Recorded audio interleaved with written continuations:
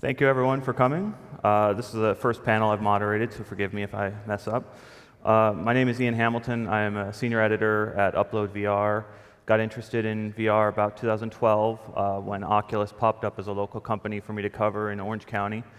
And basically went out on my own, became a freelancer in 2014, and have spent the last 2 years writing for Upload. I've got my panelists here. Why don't you guys each introduce yourselves and tell about some of the VR projects you've worked on. Cool. I'll start. My name is Raj Moorjani. I'm with ABC News. I work on storytelling products and sort of immersive formats. So we launched ABC News VR about 2 years ago with our inaugural piece, Inside Syria. It was basically a story about young archaeologists protecting Syrian antiquities from ISIS. And it was a collaboration with a company called Jaunt, and it was our first foray into VR, and it was very early for us. We were the first sort of major broadcast network doing VR in 360, and it was a very moving piece that broadcasted just not on just digital, but also there was a Nightline piece that associated with it. And since then, we did a follow-up to Inside North Korea, where we had our correspondent Bob Woodruff take a tour of North Korea during the Worker Celebration parade. And that was the first piece to win a Edward R. Murrow Award for VR. So that was a pretty big sort of deal for us. It was sort of like also legitimized the medium in a lot of ways and the value of it adds to journalism. And since then, we're now approaching almost like 100 pieces we've done in 360 and VR. So there's tons more projects I could talk about, but I think those are like our first two were our major highlights there. Anna? Hi, I'm Anna Becker. I worked at the Wall Street Journal on the interactive graphics team there for about 3 years, and during my time there, I worked on our very first interactive virtual reality piece, the VR NASDAQ. Not sure if some of you guys have seen it. It's sort of like a roller coaster of the NASDAQ, and it was sort of one of the first VR pieces, interactive VR pieces, certainly put out by like a major news organization, and it was an example of data viz in VR, which I still think is really, really interesting. And so that's my story, and I'm actually freelancing now and looking for some consulting work. So that's what I've got. Graham? Hi, my name is Graham Sack. I wrote and directed Lincoln in the Bardo, which was a 10-minute long 360 video with spatialized audio that came out through the NYT VR app in mid-February of this year. It was an unusual piece in a few ways. Along with the Great Performances series, it was the first piece of fiction to come out on the NYT VR platform. They, in addition to traditional VR journalism, have also been doing arts and cultural content, and it was one of the first pieces in that area. It was also, so far as I know, the first time that a novel has been directly adapted into virtual reality. So it was based on a novel that came out actually at the same time by an author named George Saunders, who some of you may know. He's been writing for The New Yorker for about 25 years. He's done 9 short story collections. This book hit #1 on the New York Times bestseller list, and I adapted the film, and it came out effectively at the same time as the book. Briefly, it's based on a kind of possibly apocryphal historical event. Abraham Lincoln, about a year into the Civil War, his son Willie died of typhus, and the novel, and in turn the VR piece, are this sort of ghost story about this encounter between Lincoln and the soul of his dead son. So it was sort of supernatural material. It's set in a graveyard over the course of a night. And I'll go into more about how we shot it and whatnot. That's just like the NASDAQ. So. One of the questions I wanted to ask was about how you think about the viewer and the way they're going to view the project that you're building.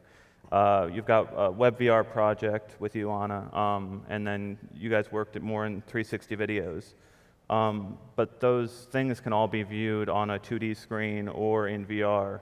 And given that there's only so many headsets out there in the market right now, I would assume that most people viewed your work outside of a VR headset. But does that inform the way you capture the media or put it together when you decide what kind of project you want to make? Yeah, that's a good question. I think for us, first and foremost, before any sort of medium that we use, it's about the story first. And looking at the story and then seeing what technology will work to enable that story. And then the second most important thing is the user experience. Going back to 2015 when we did the Syria piece, at that time there was like maybe one to maybe 2 million sort of reported Google Cardboards that were out there. So we knew not that many people would be experiencing in a headset, but we thought it was still a great way to experience the piece, bring our audiences into the story. And we also, but the 360 experience was also fantastic as well, because we had our correspondent guiding you throughout the journey through Damascus. So he would point out the things and like walk around the camera. And so it was a nice sort of cue for the audience to kind of follow the journalist around. And so that worked well, whether you were in a cardboard or watching it like on a 2D screen, like on a mobile or desktop. What about your roller coaster? I mean, how is that enjoyed in VR? How is it enjoyed in Or VR? do you think most people viewed it outside of a headset? I think probably because this was pretty early on as well. It was in like April of 2015 that I think for the most part people did view it in 360 on a phone or on desktop. And we wanted to make sure that it was like as accessible an experience as possible. We built it in, we used browser-based VR, and we used JavaScript to make it. And so we knew that all of our readers online had, they had computers, they were using the internet already. So we made this experience that was like 360 in the internet. We made it so you can move your phone around and experience it that way on mobile. So it was sort of like a ooh experience on the browser, like a whoa experience on your phone, and like a whoa experience in a Google Cardboard or something like that. And the delivery of that sort of project is so convenient because it's just at a URL and you can instantly go inside of it. Yeah, exactly. We were thinking about making it accessible to the most viewers possible because of the size of the outlet that we were. And with your project, I mean, do you think most people viewed it in a headset or outside? Yeah, well, let me take a step back and talk more about how I sort of thought about the user experience more generally. So, for one, as Raj said, I think it all starts with story, and the formal choices ought to flow organically out of that. In this case, I was beginning from a novel by Saunders, which itself is sort of a weird formal experiment. He's a short story writer. This was the first time that he had really pushed into a novelistic form. The novel itself is written very much like a play, so there was a sort of a dramatic structure to begin with. There was a lot of character dialogue and whatnot. And a lot of what went into designing the user experience was figuring out how to construct that spatially, and also to figure out who is the user going to be in what would normally be a novelistic experience. So the way that the piece is set up, the book worked in part in VR because, one, it's set in a single location. It's set in a cemetery at night, so there was a very strong sense of place. Second, although the core emotional event is this connection between the living president and the soul of his dead son, it's narrated by a chorus of dead souls. So we had kind of a large cast of characters to create an immersive mise-en-scène. And it's supernatural material, which means that there was a lot to work with in terms of a rich visual aesthetic, things appearing from different directions, being surprising. And then there's this question of, so who is the user? I think with a lot of 360 video, you have this, people have talked about this before, this sort of Swayze effect. That worked here in part because it was a piece about ghosts, and so you could sort of put the viewer in this position of being like another one of the spirits in this cemetery. There's a moment in the piece where you're kind of surrounded by this chorus of dead souls, and the viewer sort of put, in a sense, in the middle of this crowd. So I guess the other piece of it is, to answer your question, the Times tries to drive everyone as much as possible into a full headset experience. That's obviously my interest as a filmmaker, as well as for you to have the most immersive experience possible. The understanding, with the Times is, they sent out about 5 million Google Cardboard headsets to their subscribers a little over a year ago. A lot of those people are not consistent users of VR. They may not be sitting in a swivel chair. They may not be standing when they view the experience, which is going to restrict the range of view. So that's a big design principle. So, for example, with that, when the piece starts out, I think organically what people do when they're in a VR experience, maybe in the first minute, is you really look around quite a lot. You explore the environment. If a piece is more than a few minutes long and you're not sitting, and you're not guaranteed that people are sitting in a swivel chair or standing up, they tend to settle down to the front 180 degrees. And so we design the narrative in part with that in mind, where there's much more 360-degree activity at the beginning, and then gradually the really narratively important events start to settle down to the front 180, and I start to use the back 180 for other purposes. So I use it as an Easter egg. If you look behind you, there are things that aren't narratively essential, but they're surprising and rewarding to look at. Or I use it for emotional amplification. We have a sort of chorus of Dead Souls that comes in at a certain moment. You feel them up behind your ear. People get shivers a little bit, right? But if you're not looking at them, you're not going to miss something that's essential. And we use it at 1 or 2 moments for sort of big dramatic surprises, large entrances, things like that. Really interesting, because I would imagine that when people first put it on, they're ready to look around at first, and then after a minute or two, they get sort of settled in and just want to stay forward-facing. The next question I wanted to ask was about tools. Tools are constantly evolving. I just tried, if you guys can go check it out, I would recommend trying to see Otoy's demo. They're showing off the volumetric video that they did with Facebook. But for the last couple of years, the main tool sets have been 360 cameras. WebVR is still evolving. So how did you guys decide what tool sets you were going to go out with and actually use out in the field? And was there any kind of decision-making about whether this would be good enough or whether enough people could be reached with that type of content? Yeah, taking a step back for us, if you look at news, you can bucket in 3 categories. There's breaking news, there's live and special events, and then there's these magazine, feature, documentary style pieces. So inside Syria, inside North Korea is an example of the latter, where we took basically a 3D 360 camera. At that time, it was the John's GP1, and it was the 16 lens camera, basically 16 GoPros. Everything had a individual SD card. The post on that was about a couple of months, and sort of seeing from our first piece to now, when we just covered a piece when with the DC cherry blossoms, we were basically using a Samsung 360 camera. That was just a quick turnaround. Within an hour, we can actually put it up, stitch it on our phone, and then upload it to Facebook. And so just that evolution of that is remarkable. I mean, one of our most popular pieces was shot on a Theta camera last January. It was someone holding up a camera in the middle of Times Square during a blizzard, and we posted that up onto Facebook, and it got like over 18 million views, which was ridiculous at the time.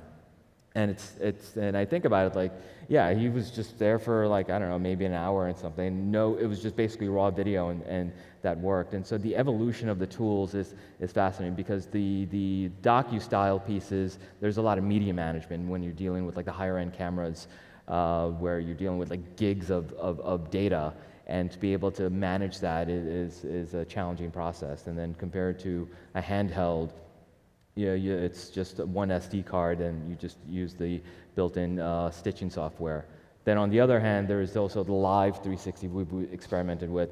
The most challenging live 360 piece we did was an African safari in Tanzania, where it was part of a big GMA special, where we sent our correspondent Amy Robach to capture this safari. And so doing a live stream from Africa, just regular broadcast is no easy feat, but trying to do 360, it's just tons more challenging. And so that was, I think, my most difficult shoot that I was ever on. I think it's tricky because as a viewer, some of these videos, you look at them and you wonder, why was it in 360? Other ones, I look at it and go, this would be so disappointing if it wasn't in 360. I'm thinking of a capture that they did of a tornado, and they had a camera on the car, and it's like, you can't quite get the size of the tornado unless you're in a VR headset looking at this giant thing over you. But it's always got to be a tough thing to figure out which is the right tool for the job. With WebVR, was it tough to do that in 2015? And how is the tool? Have you been playing with the tools lately, and how much have they changed? I can't really speak to that, but I can tell you what our sort of decision-making process was like at the time. I mean, we were both it was the project that we made, the VR NASDAQ, was just two people. It was just my coworker, Roger Kenny, and myself, and our art directors and bosses. But sort of at the time, we were just working with what we had, and Roger was experimenting with using 3JS and WebGL, and I was sort of dreaming up ideas for what we could make in VR, and it just sort of came together really around the story of the NASDAQ breaking its previous high from the 2000 bubble. So it's sort of back to this concept of that whatever you're creating for VR really the medium has to be utilized to the best suitability for the story, and not trying to retrofit a story to the tools that you have and want to play with, or a new fancy shiny medium or toy. If I'm remembering that one correctly, I mean, it's up, up, up. It's like exactly like a roller coaster where you're going up for a really long time and then just down forever. Well, it's sort of it ascends pretty quickly in the beginning when the internet bubble of the 1990s, the 1999 was expanding, and actually the price to earnings ratio is mapped, or the inverse of it is mapped to the sort of width of this path that you're on, so it becomes narrower, the path becomes narrower as the sort of market volatility increases. So you've got all these elements that VR can provide, like space, like your understanding of space working for you to tell the story. Like, you understand on a visceral level that a narrow path is dangerous, and if you're high up and you ascended quickly, then you'll probably descend quickly as well. These are things that we understand naturally in our physical space. So VR seemed like sort of a natural tool to use to tell this story and sort of present a nuanced data set in a medium that people could understand naturally. Related to nuanced data set, we talked about this a little bit before, but ethics in VR and this type of storytelling. Did you have something to add on the last question? Yeah, on the tools point, I mean, I would add a little bit in terms of how we shot Lincoln and whatnot, if time permits. But if we have to move on to ethics, that's fine too. Sorry, I missed what you said. I'll say a few words about, so in terms of the tools that were used for this film, so the Times has essentially two programs related to VR. One is the Daily 360. You've probably seen those videos embedded as you're flipping through, like the New York Times app. Those are generally shot in the field using Samsung Gear 360s because they're portable. They're obviously lower quality, but they're easy for a reporter to throw in the bag. Then there are these magazine-style pieces where there's a lot more time and resources that are thrown into them. In terms of our shooting, because we were shooting and we had the luxury of time and budget, the on-location part of it was done with a specialty rig of Sony A7Ss, and then there's very extensive green screen shooting in the film that was done with RED cameras, and there's a very extensive compositing process that we use. There's about 40 terabytes of video data that were compressed down to terabytes. Wow. Yeah, we had the piece unfolds like a continuous scene, but there's about 400 pieces of video with heavy VFX overlay that are composited together. The compositing was done initially in Nuke, and then because it was so computationally intensive, the computers couldn't handle it, and so we started pushing it out in layers, and those layers were initially pushed out of Nuke and then pushed into Adobe Premiere for compositing. The credit for that needs to go to the Molecule, which was the VFX house that we used. They were absolutely fantastic. So ethics. With these projects, you have to interact with your subjects or your information in very, very different ways than you could on a flat screen. And I wonder what considerations there are to be honest with the manipulation or with the way you're presenting this data. I remember one of the New York Times pieces, readers brought this up, where you're putting a very expensive camera out there. You better have a good relationship with the people around you to trust them not to break the camera or take the camera, or they're obviously going to be aware that the camera's there. You're not going to get necessarily spur of the moment type moments. It might be a little bit more prepped than. Well, you could say that for documentary shooting as well, couldn't you? If a camera is present and you're trying to capture something in as real as possible. They say that about nature documentaries all the time, don't they? The animals act different when the fancy British narrator man is there. I don't know. But with the number of projects you've worked on, I mean, is that a consideration? Is that something you deal with? Well, first and foremost, one of our just core principles is just to be accurate in our storytelling and just make sure it's factual. So with the Syria piece is a good example, and each of these pieces also involves like a big production team. It's just not just typically one person. There's teams of people involved depending on the shoot. And the Syria piece was interesting because seeing like the raw footage that was coming from there, you know, our team in Damascus literally just put the camera down, walked away, and no one bothered the camera. There was, people would look into it or sometimes pass, but mostly they would just like pass by and not really give it another thought. So we're able to sort of capture pretty much sort of like a natural environment and just like a natural situation. I did a piece on the holidays in New York, and like literally it was just me kind of like going around different sites during in New York City, all these different sites all done up for Christmas around that time. And I just like literally placed the camera down, walked away, and some people like stare at the camera, but it's New York, people just kind of like walk by and stuff. There was one point in Rockefeller Center I was a little concerned just because I was had the camera, and then I couldn't just like walk away with it because there was tons of security around it. So I was actually underneath the camera, just kind of like waiting. And then when you look down, we have like the little floor image in there, so I'm like hidden. But for the most part, it's we're just capturing just like what's happening.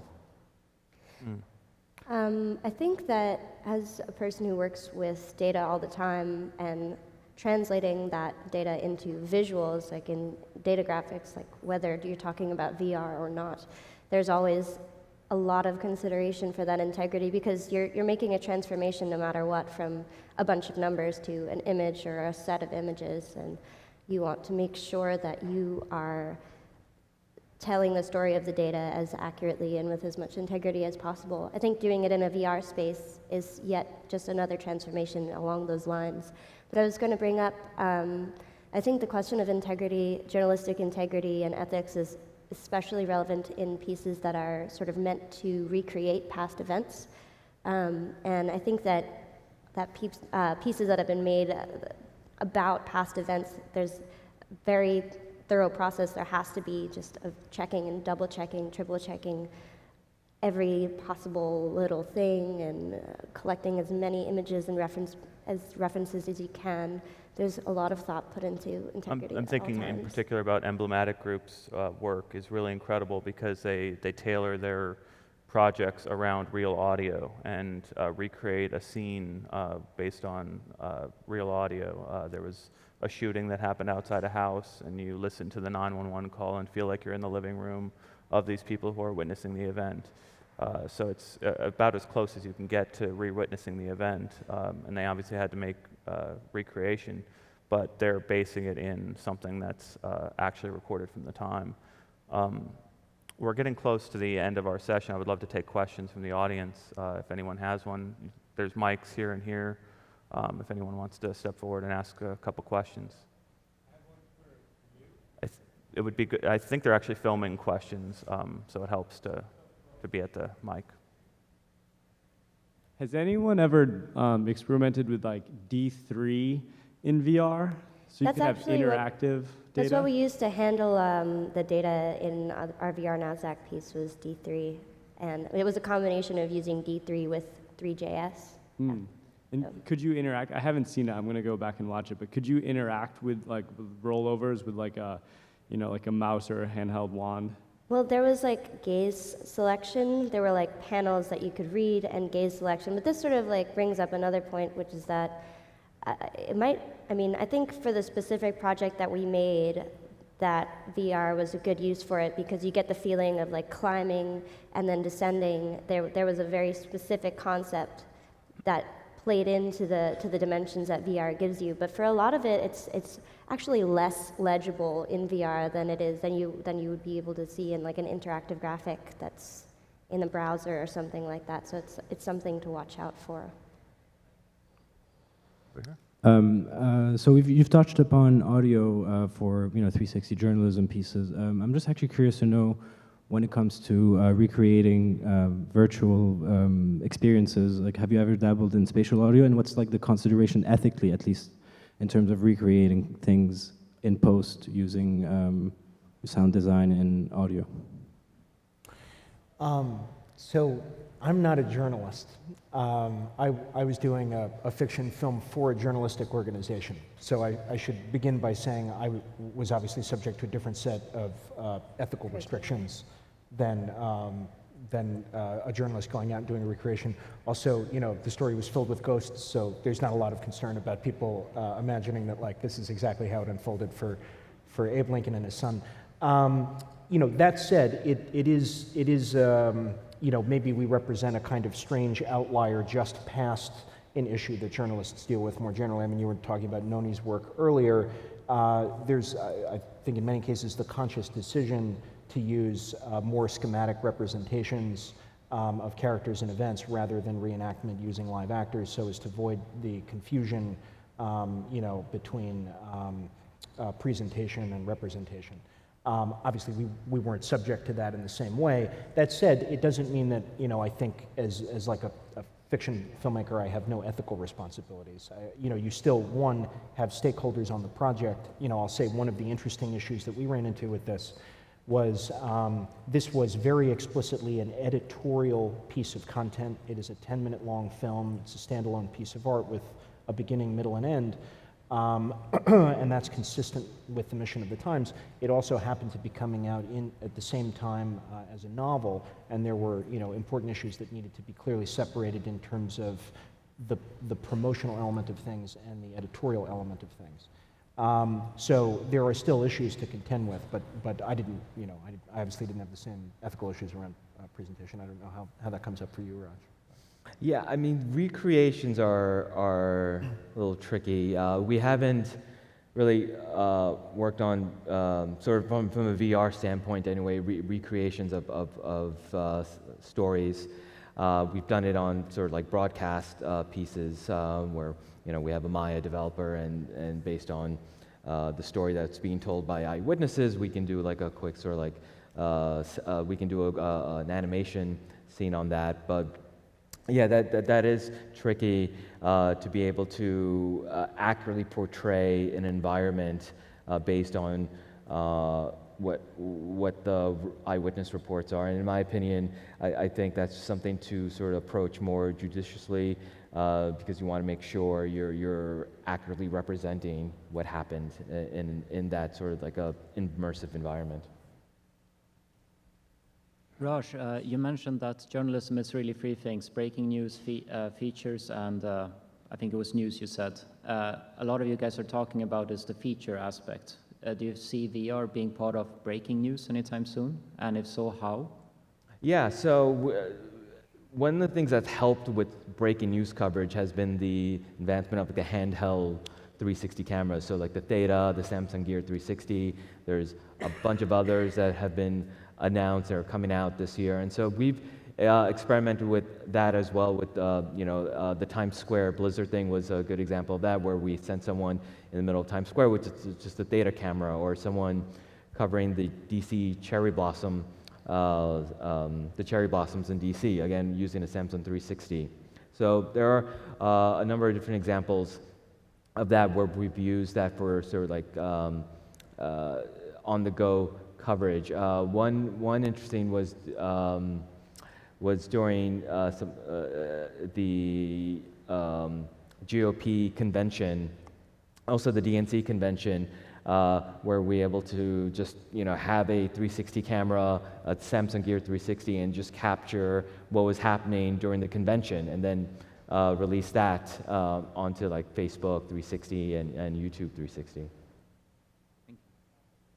I think that's the end of our time. Thank you so much for coming today, and hope that you have a great rest of the conference. I'll be over here if you have any questions, and I'll try to chat with you guys after. I don't know if you guys have to run off, but No. I'll be over here. Thank you. Thanks, Matt. Thank you.